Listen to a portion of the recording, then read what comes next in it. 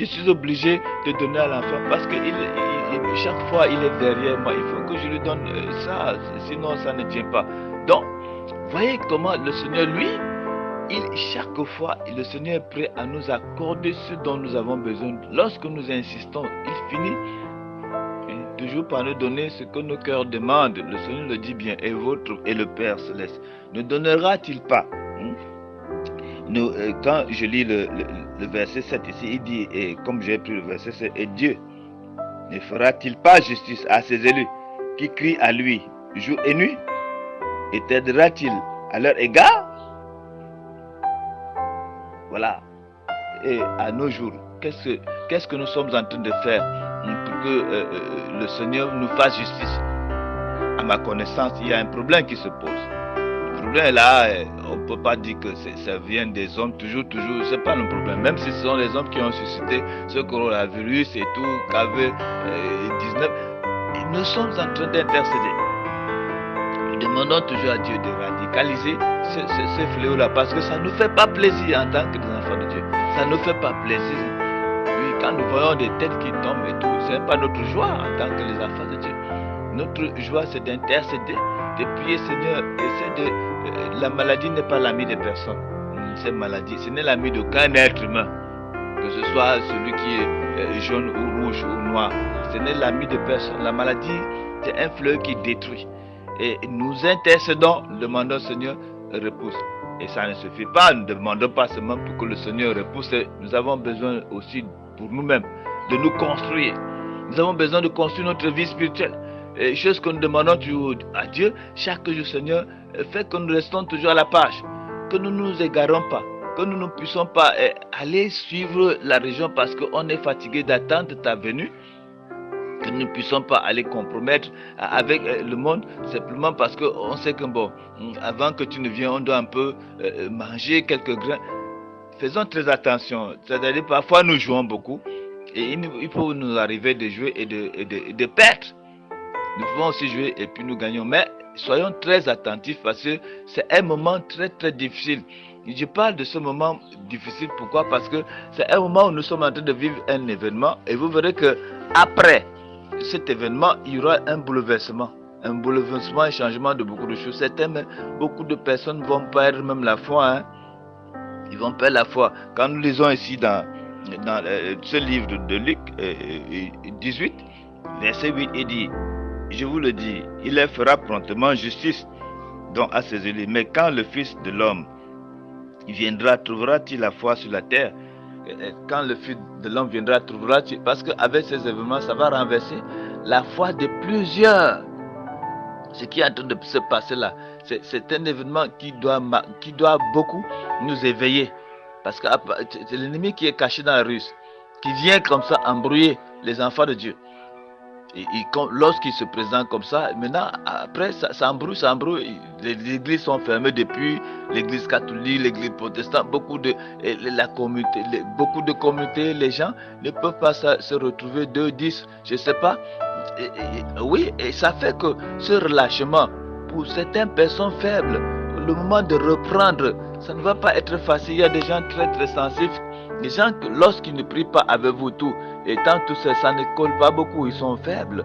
Et maintenant, pour se retrouver encore, peut-être c'est un éternel recommencement parce qu'ils sont seulement forts lorsqu'ils sont ensemble.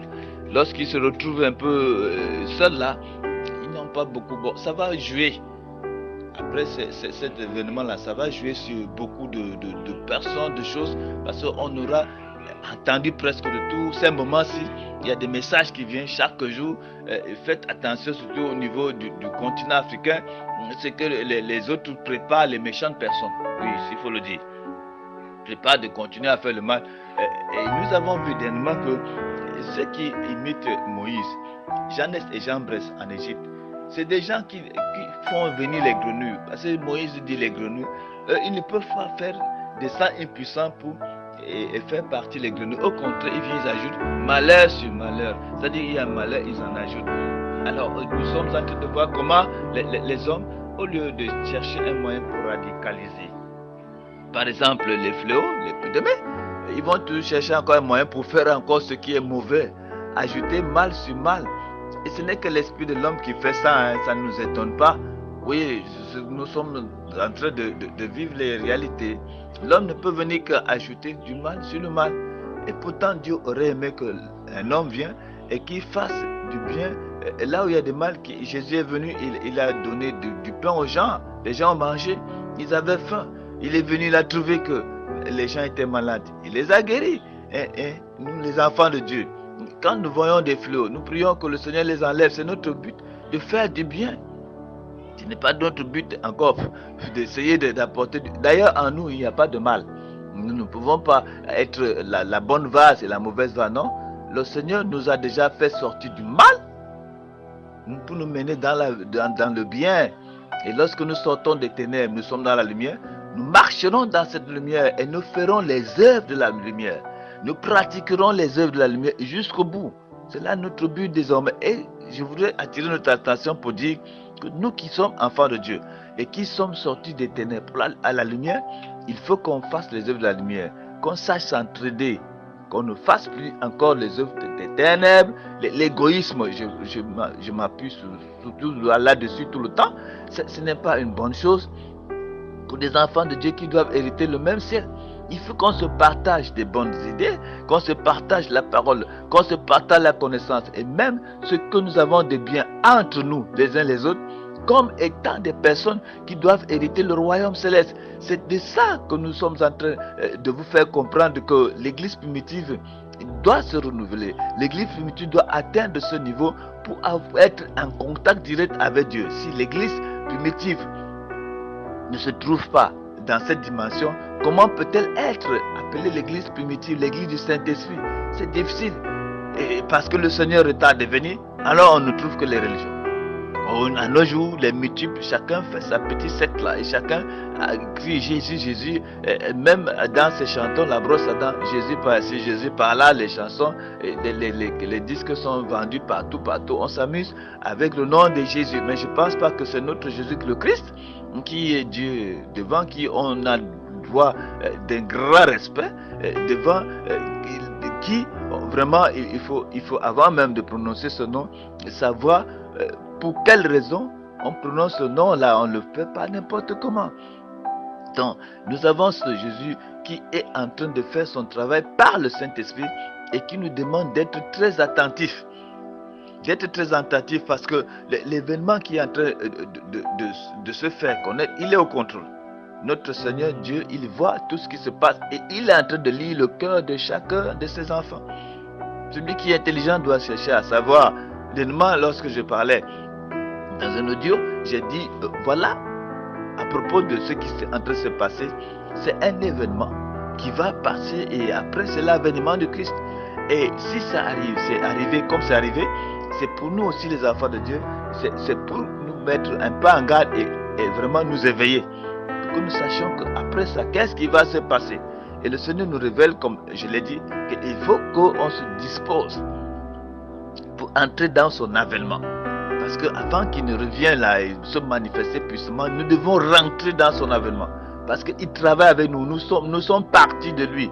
Nous faisons une partie, nous sommes partie intégrante de notre Seigneur Jésus. Il faut qu'on entre dans son avènement. Nous ne sommes pas des gens qui sont là pour figurer, le voir venir faire. Le Seigneur revient, Allah, non, nous sommes déjà un avec lui.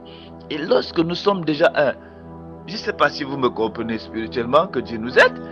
Lorsque nous sommes déjà un avec le Seigneur, cela veut dire que ce qu'il viendra faire, il le fait avec nous. Nous en étant en lui et lui en étant en nous. De sorte que s'il faut que l'avènement soit fait et jusqu'à ce qu'il y ait l'enlèvement, c'est fait avec nous et c'est enlevé avec nous. Voilà. Donc, dans cette affaire d'avènement de Christ, il y a beaucoup de choses à voir là-dedans. Il y a la constitution du corps qui est là pour son avènement avant que nous atteignons ce qu'on appelle l'enlèvement. J'ai essayé de l'expliquer dernièrement dans mon audio pour que les enfants de Dieu soient vraiment avertis. Pour ceux normalement qui ont souvent des visions, des rêves, le Seigneur m'a révélé ceci et c'est très bien. Il faudrait aussi que vous, toutes ces personnes, que nous puissions aussi être à la page. Parce que les vierges étaient là, elles avaient de l'huile, mais certaines n'avaient pas suffisamment de l'huile dans les lampes. Vous savez que cette révélation a été, cet événement a été révélé à plusieurs personnes avant. Même au mois de mars, même l'année dernière, il y a des petites filles qui ont eu, à qui on a dit, va dire à ma famille africaine, il y a des choses, voyez-vous, si je remonte, je crois que j'ai encore 15 éléments, et puis les gens prenaient à la légère. Cette jeune fille dit, elle se réveille, la vision, elle se met à pleurer, ça n'allait pas, elle trempe. Il y a certains à qui on a dit, si tu ne parles pas, tu auras des problèmes. Et elles ont dit, tu crois, l'année passée, et voilà que ça s'accomplit. Mais entre-temps, lorsque ces jeunes-là ont pu avoir ces révélations, nous, le Seigneur nous a bien révélé ça bien avant. Mais qu'est-ce qu'on a fait de cela? Cela, ça passait outre. On voyait comme un jeu, on vaquait continuellement à nos occupations, sans problème. Maintenant que la chose se présente, quelle sera dans nos réactions? C'est la question. Comment allons-nous réagir? Est-ce qu'il faudrait encore se poser la question? Qu'est-ce qui se passe? Comment nous voyons ces choses aujourd'hui? C'est Dieu ou ce n'est pas Dieu et tout? Cela a été averti beaucoup d'années même avant, et quelques mois même encore avant. Et maintenant, là, la chose se présente. Qu'est-ce que je voudrais dire par là? C'est que l'homme toujours est trop distrait. Dieu parle d'une manière ou d'une autre. Et quand il fait quelque chose, il avertit d'abord. Mais nous ne prenons pas ça en compte. Parce que nous sommes des gens, nous ne voulons pas vraiment prendre du temps pour écouter notre Dieu. Et ça fait problème. Nous prenons du temps pour chercher l'argent. On est dans l'argent. Et même quand bien nous avons bien l'argent, on ne sait pas mieux gérer. On ne sait pas comment aider les personnes qui sont dans le besoin. Vous cherchez votre argent, c'est pourquoi? C'est uniquement pour votre vente. C'est uniquement pour votre bien-être. Et le bien-être de celui-là qui n'a même pas les mains pour travailler. Vous pensez, est-ce que vous faites l'œuvre de Dieu comme ça se demande? C'est ça la question. Mais on sait pour nous-mêmes l'intérêt, par ici, par là, et finalement, il n'y a pas de compétition. On n'a pas de couronne, on ne vous couronnera jamais parce que vous avez trop riche. Vous avez conçu des émeutes et tout. Il n'y a pas de couronne pour ça. Mais il y a la couronne pour ceux qui ont compris comment gérer leur richesse matérielle et gérer même leur richesse spirituelle. C'est là où se trouve votre bonheur. Moi, je fais ma part de travail. Le Seigneur me dit, donne gratuitement à faire l'évangile. Si tu as l'habitude de dire, certains pensent que c'est une méthode de parler, d'autres vont se cacher peut-être, excusez-moi de dire, c'est peut-être l'homme de Dieu, là, il a une méthode de demander l'argent aux gens, vous vous êtes trompé. D'être trompé, vous aussi, vous avez cette idée. Non, je dis que ce qui est vrai. Vous voulez alors que je dise quoi? Que je ne dise pas la vérité. Même si vous avez cette idée-là, ça vous regarde. C'est pas là mon idée lorsque je parle. Mon idée lorsque je parle d'être ouvert, de nous aimer les uns les autres, de partager, c'est parce que la parole de Dieu nous dit, j'aimerais ça. Moi je partage les révélations avec vous, gratuitement, ça me fait plaisir. Si vous partagez également vos biens avec matériel avec moi, ça me fait plaisir, pas parce que j'ai besoin de ces biens, mais parce que vous avez compris la parole et que la parole a eu un effet dans vos vies. Là c'est ma joie. Vous comprenez? C'est comme je peux refuser tout ce que vous me donnerez. Mais ça fera par la parole. Ça fera mal. Ça va vous crisper. Vous serez très mécontent. Et je vais soustraire vos bénédictions en refusant ce que vous donnez. Et si maintenant je me mets à prendre ce que vous donnez, cela ne veut dire pas que je veux vos biens. Il faut qu'on se comprenne. Lorsqu'on ne comprend pas bien la parole de Dieu, on tord le sens de la parole de Dieu dont nous sommes en train d'entendre tout le temps. C'est pour notre ruine. Évitons d'être ruinés. Évitons de nous trouver là où nous n'aurons jamais aimé être.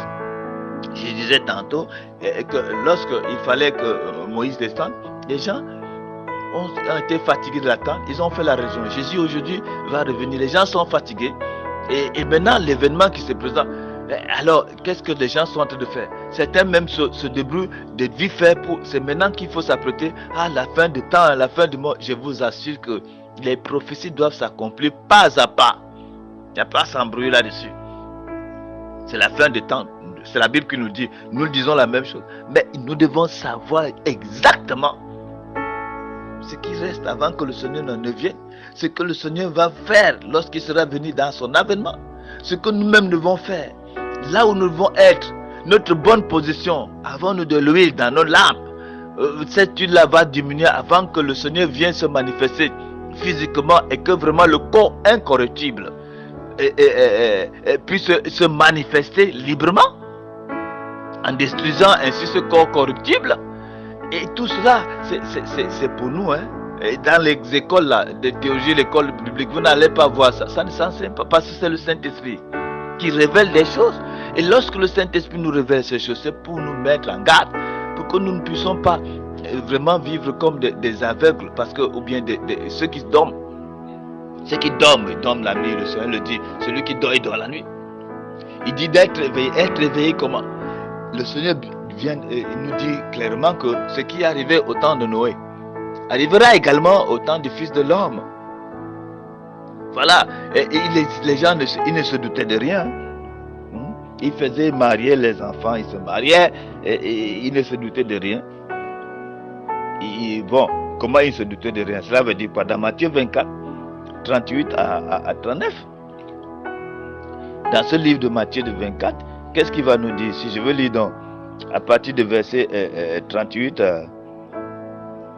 à 39, car dans les jours qui précédèrent le déluge, les hommes mangeaient et buvaient, se mariaient et mariaient leurs enfants, jusqu'au jour où Noé entra dans l'arche, et ne se doutèrent de rien, jusqu'à ce que le déluge vienne et les emporte tous. Il en sera de même à l'avènement du Fils de l'homme.